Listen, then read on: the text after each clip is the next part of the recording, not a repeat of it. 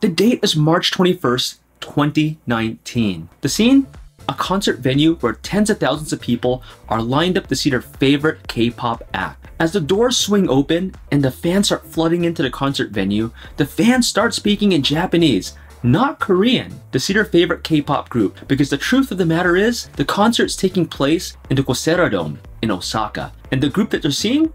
Twice. With a throng of over 210,000 people waiting to see Twice in Japan, Twice has made it big with their Twice Dome Tour. The Twice invasion of Japan has begun. So we're going to take a look at Twice's Dome Tour to show just how popular they are in the country.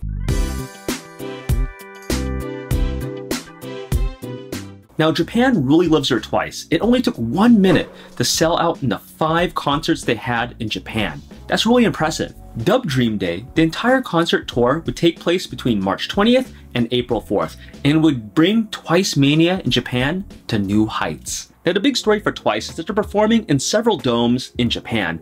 And you might be asking, why is that a big deal? Now, the big reason is that very few groups get invited to perform at a dome. Domes house anywhere from 50,000 to 150,000 people, meaning that if these domes open up, they have to be able to sell out. So these domes are reserved normally for huge Japanese acts. And the few K-pop acts that do get to perform in these venues are very few. And these are big hitters such as DBSK, or if you call them TVXQ, and Big Bang. So it's really a rite of passage, like an important distinction if your group is chosen to perform at a dome concert. It shows that you can fill up that concert. And with Twice, they definitely fit that mold of filling up a concert in Japan. Now, Twice isn't the first female group to do a single dome tour in Japan. That distinction would belong to Kara. Yet they are the first female group to do a multi-dome tour in Japan. Twice is already following in the footsteps of one of the most beloved K-pop groups in Japan. Now, to Japanese fans, Kara is K-pop royalty in the country. They were one of the most successful K-pop acts of all time. They won Rookie of the Year back in 2010.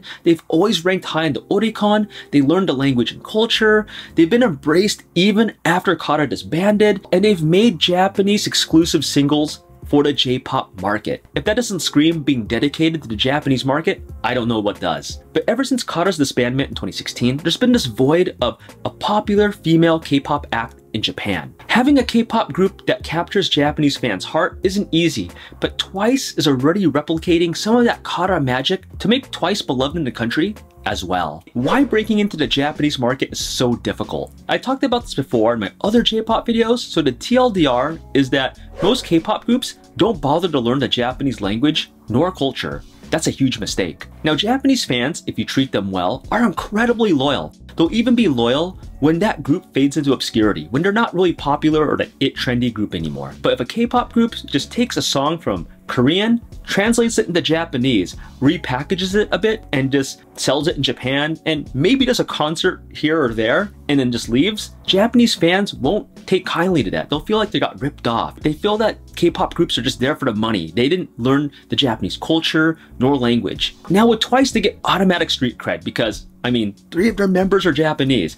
So they'll never have that Japanese language nor culture barrier. In turn, because 3 of the members are Japanese, a lot of Japanese fans will become onces or Twice fans, and they'll be die-hard fans. They'll be loyal for life. These fans will see that Twice isn't just there to make a quick buck, because I'm sure the 3 Japanese members, Asana, Mina, and Momo, actually do want to perform in their native country. In addition, Twice has several marketing, advertisements, and marketing sponsorships already in the country. And this is something that K-pop groups would die for, because Japan is still the second most important market outside of Korea. Now, I know the trend of a lot of K-pop groups these days is to follow BTS and go to the US and break it big there because it's a lucrative market and it's the #1 music market in the world. I get that, but there's a lot of reasons why Japan is still the most important market outside of Korea. And here's why. First, Japan is very close to Korea.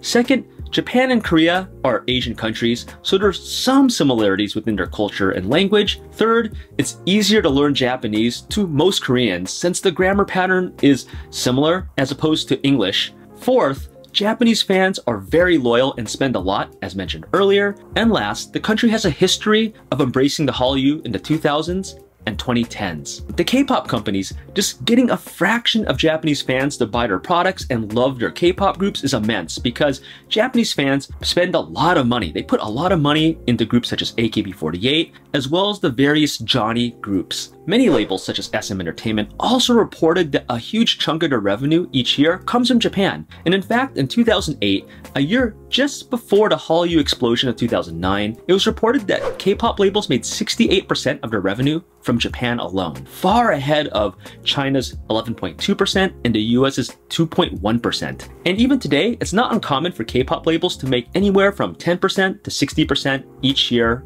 in revenue just in Japan alone. And with JYP's creative marketing, as well as having past experience in promoting in Japan, as well as with Twice having Japanese street cred, the sky's the limit for Twice in the country. After all, their Twice Dome Tour is already successful. Just judge on the tickets selling out, the merchandise sold, as well as the general perception of Twice in Japan. Plus, Twice's emergence has made JYP firmly back into the big three. It never left, but even having Twice so successful in Japan makes JYP an even stronger brand. And their add-on to their Japanese Dome Tour success, Twice becomes the highest selling group in JYP Entertainment history, overtaking God. Twice has now sold 5.19 million albums, overtaking GOD's 5.16 million albums, which is really impressive. And it's an even more impressive feat because JYP has made some very successful groups during his 20-year plus reign in the K-pop industry. So here's hoping that Twice continues to do well in the future. Now wrapping it up, Twice would cement themselves as one of the premier groups in both Korea and Japan.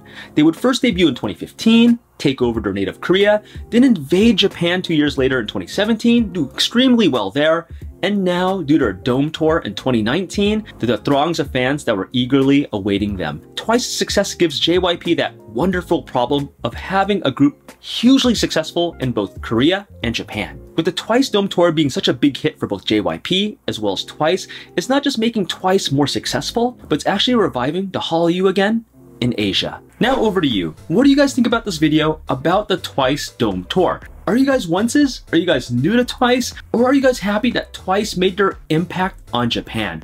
I'd love to know your comments in the comments below. And you guys know the drill. If you guys want real talk on K-pop and K-pop journalism, then please sign up for my email list and grab that free ebook on learning more about K-pop in depth.